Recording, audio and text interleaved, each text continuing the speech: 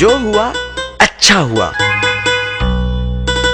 कहीं किसी देश के एक राजा का वजीर हमेशा यही कहता रहता था, जो हुआ अच्छा हुआ। एक दिन जब उसके बेटे की टांग किसी दुर्घटना में चोटिल हो गई तो भी एकाएक उसके मुंह से फिर निकला, जो हुआ अच्छा हुआ। तुम भी क्या बोलते रहते हो? इतने भला क्या अच्छा हुआ? महाराज आप ही देखिए, अब मेरे बेटे को सारी जिंदगी एक ही जूते की जरूरत रहेगी। जूतों का सारी जिंदगी के लिए खर्चा आधा हो गया। जो हुआ अच्छा हुआ। राजा निरुत्तर हो गया। परंतु जब एक दिन राजा तलवारबाजी का अभ्यास कर रहा था तो अचानक उसकी एक उंगली कट गई। उंगली से खून टप टप बहने लगा।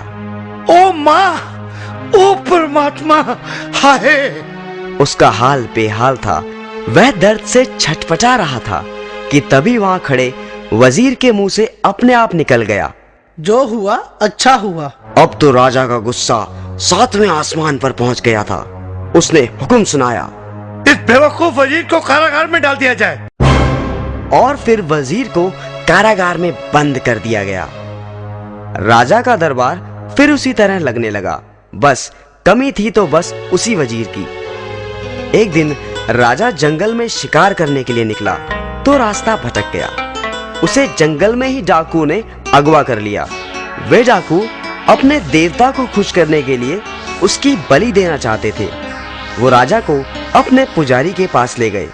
जब उसकी बलि देने के लिए तलवार उठाई गई तो अचानक किसी की नजर राजा की कटी हुई उंगली की तरफ आन पड़ी। वह बोला, सरदार, ये हम क्या कर रहे हैं? यह मानव संपूर्ण नहीं है। इसकी तो एक उंगली कटी हुई है। बलि देने के लिए तो पूर्ण व्यक्ति की जरूरत होती है। इसलिए राजा को छोड़ दिया गया। वह वजीर के पास पहुंचा और वजीर को छोड़ दिया। और फिर राजा ने उसे बताया कि उसके साथ क्या घटा था।